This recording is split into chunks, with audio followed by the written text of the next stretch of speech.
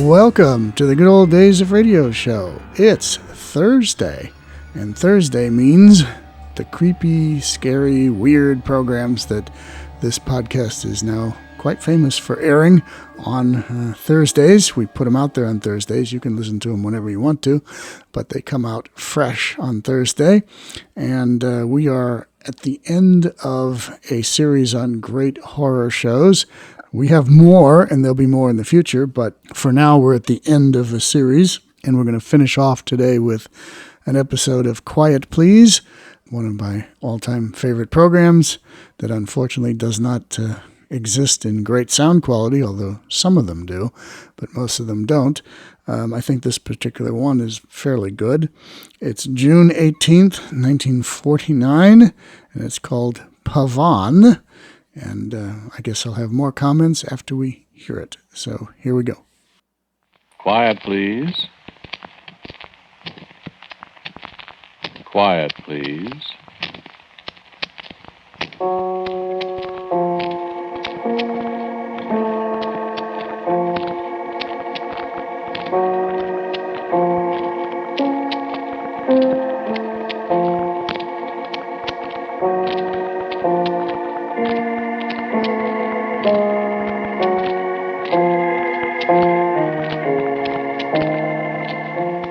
The American Broadcasting Company presents Quiet, Please, which is written and directed by Wyllis Cooper and which features Ernest Chappell. Quiet, Please for tonight is called Pavane.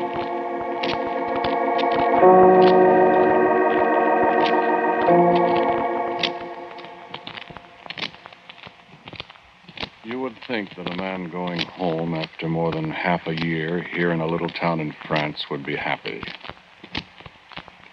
I came over here in November on one of those post-war jobs. I've been here in Vignecourt ever since.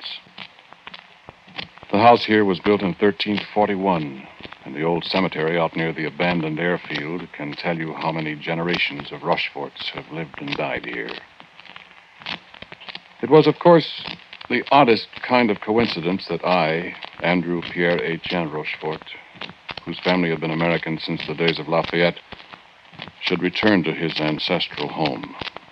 I am the first Rochefort who has stepped inside this house since the First World War, when Colonel Paul Marie Rochefort died at Chemin des Dames.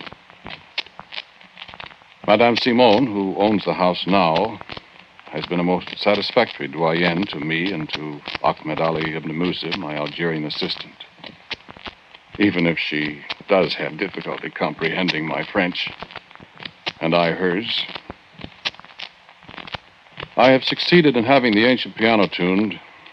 There's an American cook here in town who was a piano tuner in civilian life.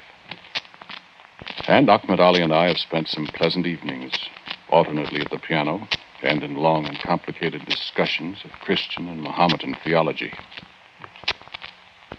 Ahmed shares with me an inordinate admiration for the works of Ravel, and in particular the one called Pavane pour une enfant défunte. Pavane for a dead princess. You remember?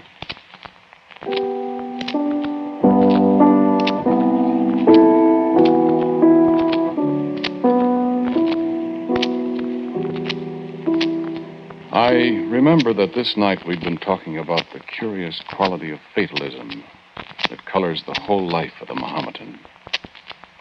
It's all prescribed for us, the prophet said, before we're born, you see. But you do admit that individuals can alter the patterns of their own lives and of others, don't you, Ahmed? We only think we alter them, Andrew. Whatever we may do is merely bringing to life the cosmic play script that is already written for us. We're bound by the script as actors are. As a matter of fact, we are actors, playing parts in a drama. Or a comedy. Yes, or a comedy that we've never rehearsed. That unfolds for us, minute by minute, hour by hour, day by day. And it's reducing life to a pretty uninteresting formula, Ahmed. Oh, no, by all means, no. On the contrary, I find it provides me, at least, with a consuming curiosity to see What's on the next page? Well, it certainly simplifies things, doesn't it? It occasionally provides a surprise. Such as the fact that I'm not going to play the Pavane again for you tonight. What is written is written. In that case, I'll just cross up the prophet and play it for you then.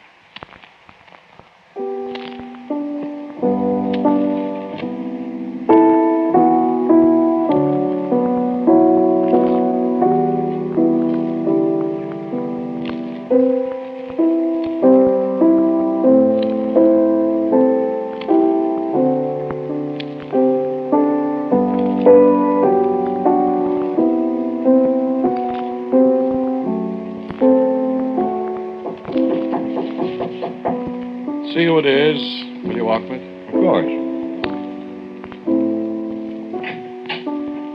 Oh, hello. Yes, of course. Right away. Sorry, Andrew. Yeah, what's the matter? Well, it seems the old gentleman is in some kind of trouble and needs me again. Can't he get through one evening without calling for help? I'm sorry. I'll really have to go, you know. Well, all right. See you in the morning, then. Right. Good night. Ahmed. Yeah? Was that written, too? Turn out the lights, will you, Ahmed? Thanks. Right.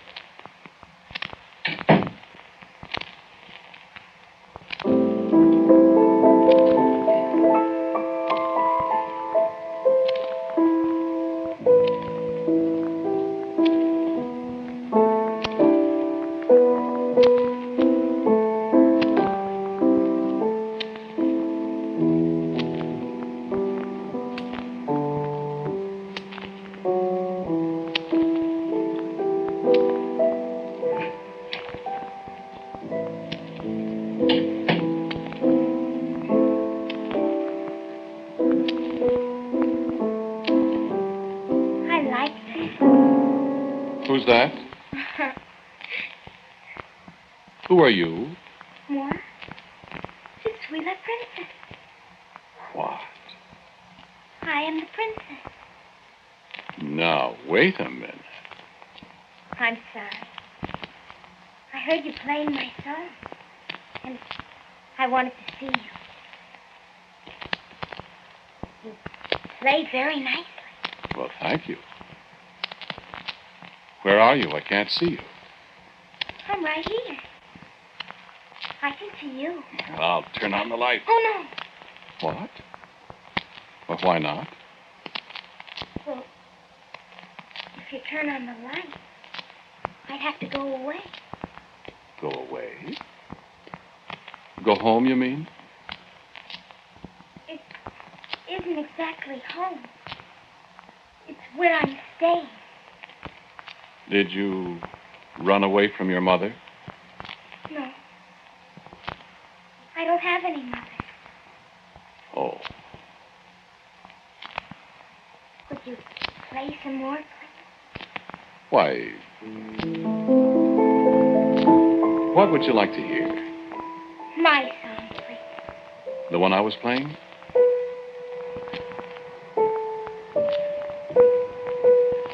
Yes, please. Why do you call it your song? Because I'm the princess. I think. You have a name, though. Oh, yes. Joan. In French, it's Jean. That's a very pretty name. Yes. Please play. All right.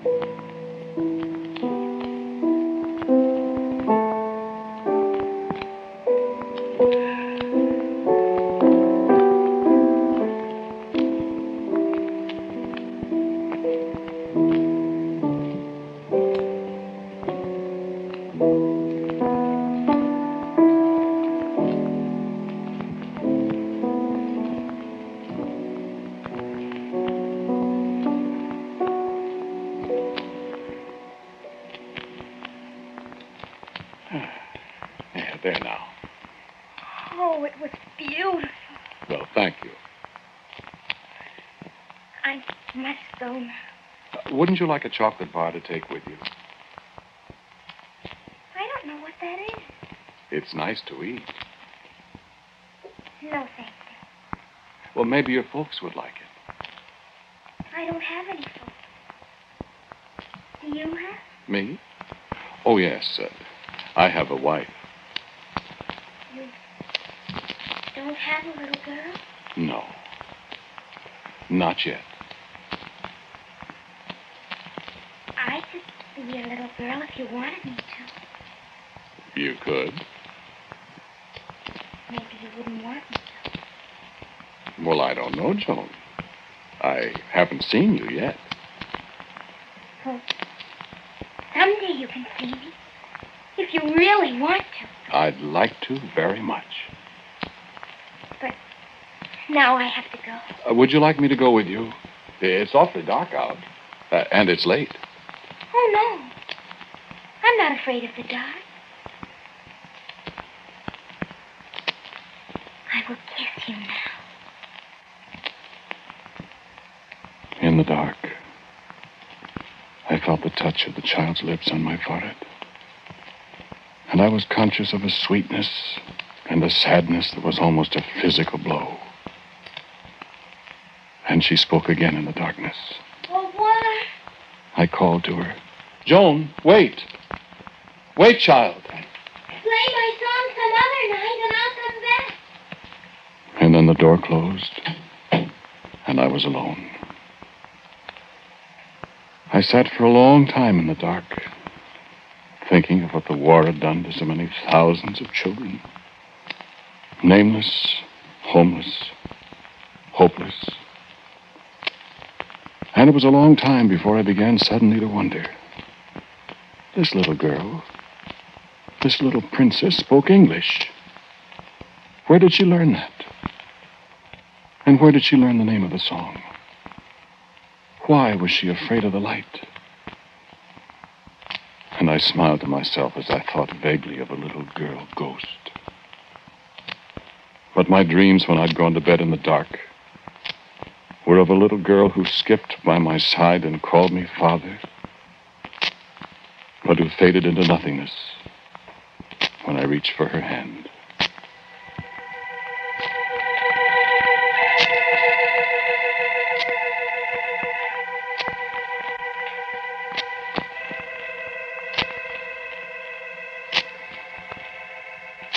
I questioned Ahmed about her.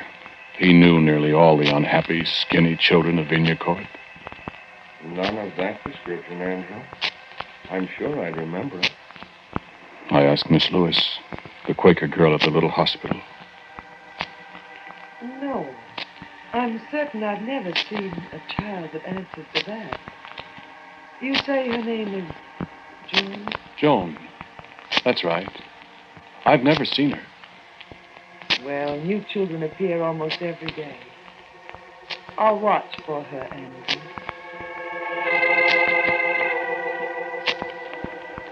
I watched the children of the town from my office window. I found myself paying only half-hearted attention to the ponderous trivialities the town dignitaries brought to my desk. I found myself listening for a certain voice in the clamor of children playing somberly in the street. You will pardon me, I am sure. I've always considered myself a practical, down-to-earth person. And I wish you to consider the effect such an occurrence has upon such a man. You can understand, I am sure, that I was forced to two almost inescapable conclusions. The first, that I had seen a ghost, I discarded at once.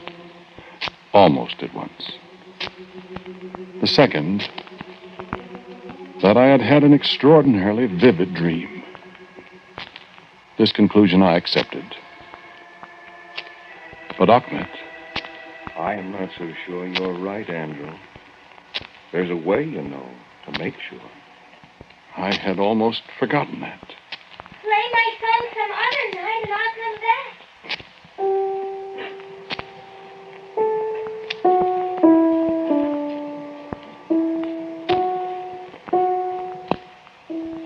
It wasn't merely curiosity. Something about this sweet, childish voice had aroused sentiments in me that I didn't know I possessed. Margaret and I have been married 7 years. We had resigned ourselves to the fact that we should probably always be childless. But Joan, the homeless, fatherless, motherless waif who had come to me in the darkness, might she not be the child Margaret and I wished we could have? I determined to try to bring her back. Yes, I admit I felt foolish as I sat down in the dark at the piano. And I placed my flashlight beside the keyboard. I was to regret that. It was very dark and very quiet as I began.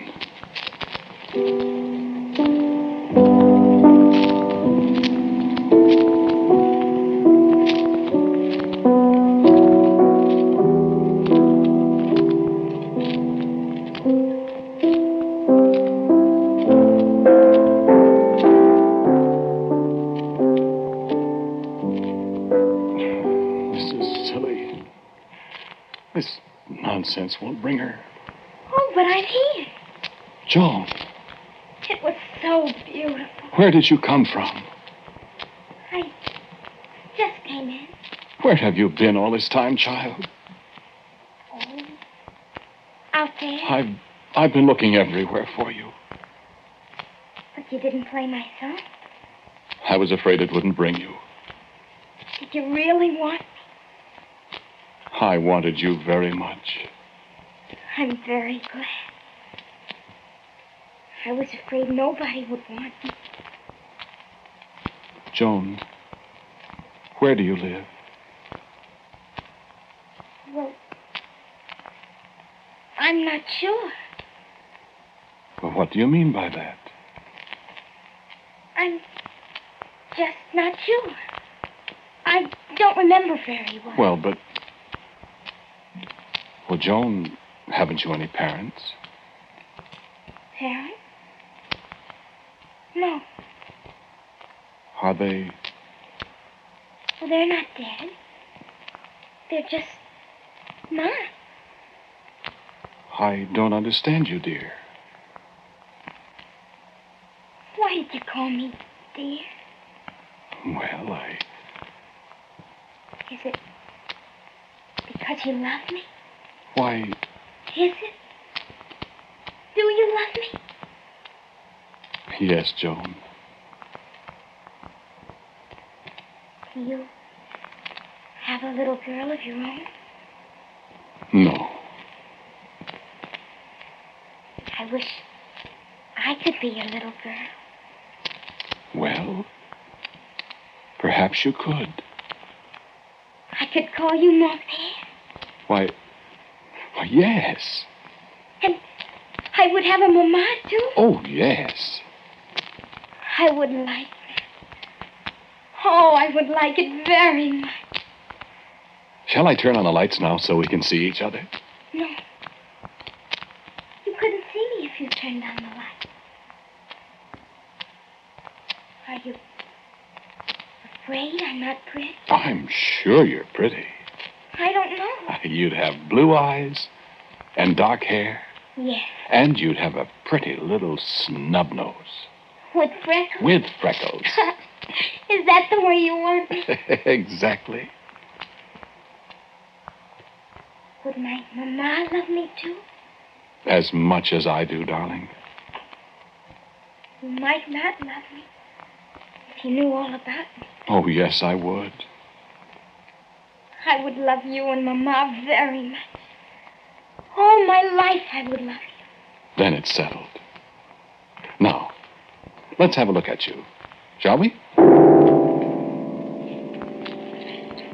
I picked up my flashlight and pressed the switch. I called, Joan! Joan! But there was no answer. I sprang up and flicked the wall switch. The bare bulb hanging from the ceiling threw every object in the room into bright relief. I was alone. And as I stood there, dazed in the sudden brightness, I heard a small sound.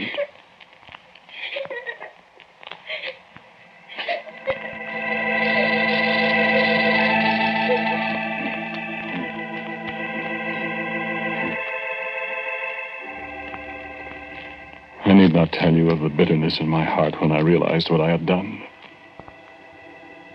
I need not tell you of the agony that sent me racing into the night outside, calling frantically for the child. I needn't tell you of the doubt and wonder, and the wild thoughts that clutched at me. Was it a dream? It couldn't have been a dream. Was it a ghost I had seen? I couldn't bring myself to believe that. And yet, I took leave of absence.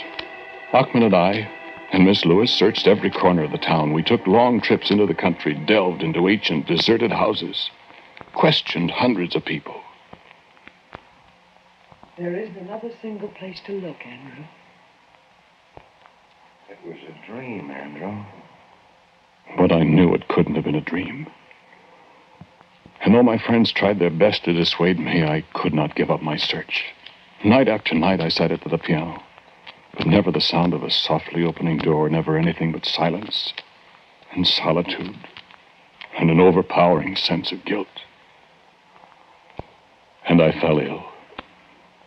Ahmed and Miss Lewis were with me a great deal. Can you drink this, Andrew? Watching me, nursing me, stilling my delirium. Take it easy, old boy. At last the fever passed, and I opened my eyes to the same dingy, ancient room in the house of my forefathers. Then, lying alone in my bed at night, I came to the final, inescapable conclusion. Joan did not exist. Joan had lived in this house in some other time. Joan did not exist. This was a haunted house. And I remember how I wept alone in the dark one night, thinking how I had banished her from me forever. I whispered her name in the darkness.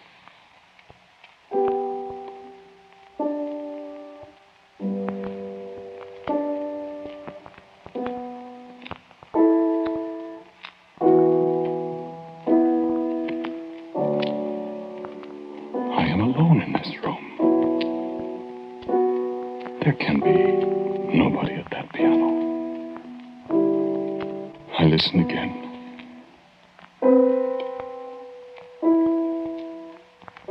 That's the song. It sounds as if a child is playing it. Joan. I had to come back. Joan. I was afraid you didn't want me, really. You did come back. Do you want me? I don't know how we can do without you, darling. I know. I heard you crying in the night. I did cry, Joan. I know. I cried, too. You know what I thought? You know why I cried? Yes. You thought I was a ghost. But you're not. No. Father. And you are going to be our little girl. You're sure you want me? More than anything else in the world. Would you swear it? Yes. No matter what happens? No matter what happens. And you'll always love me? Always. And you won't mind if you can't see me for a little while? Whatever you say, Joan, I can't lose you again. And if I'm different when you see me? How old are you, Joan? Why, I'm not old at all. You're... I don't understand you. Of course you're not old. No, I don't mean that. My darling, I don't understand. Well, you see, you have to take me the way I am. If you really want me. Of course. You sound like a grown-up when you said that. I know what is written. Joan. Then You take me for your very own, no matter what happens. And I spoke with all the deep sincerity of a man entering into a solemn compact involving the lives of 3 people. I do, Joan. I will love you as long as I live. Now turn on the lights and let me see my little girl. No, Why not, darling? because if you turn on the light, you can't see me. But why can't I? Why? Because I'm not born yet, you see. Joan, But I will be. I'll be your really, truly own little girl. is this true, child? Yes. It's true. Now I can tell you the rest of it. The rest? What? You said I would be your little girl. No matter what happened. Yes. I meant it.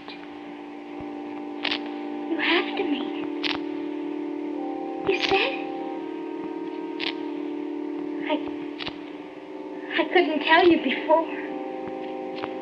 Tell me what? Darling, what?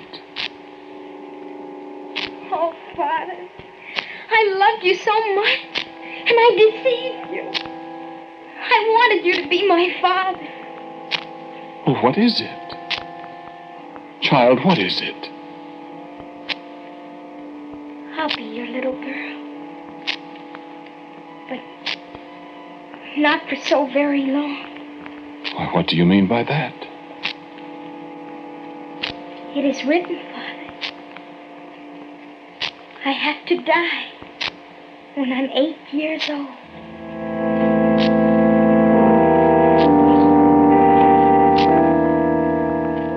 And it was the next morning that Ahmed brought me the cablegram from Margaret. He read it to me. Our daughter born this morning, 7 o'clock. 7 pounds, dark-haired, blue-eyed loveliness. How do you like Joan for a name? Love, Margaret.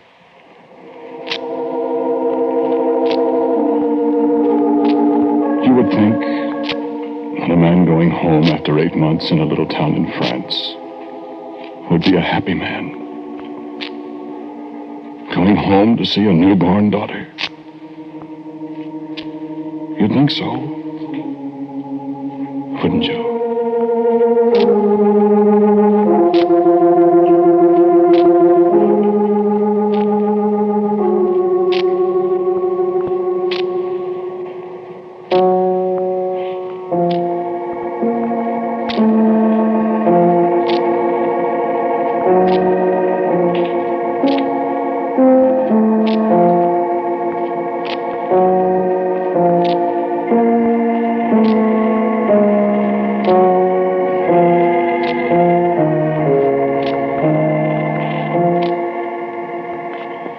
The title of tonight's Quiet Please story is Pavane. It was written and directed by Wyllis Cooper. And the man who spoke to you was Ernest Chappell. And Joan Laser played Joan. Donald Briggs was Ahmed Ali. And Ann Seymour was Miss Lewis. Albert Berman plays the music for Quiet Please. Now for a word about next week, here is our writer-director, Wyllis Cooper. Next week, after more than 2 years, this series of Quiet Please come to an end. And for our show next week, number 107, I'm giving you a play based on the title of the series, Quiet Please. And so until next week at this same time, I am quietly yours, Ernest Chappell. This is ABC, the American Broadcasting Company. So he wasn't communicating with a ghost, he was communicating with his unborn daughter.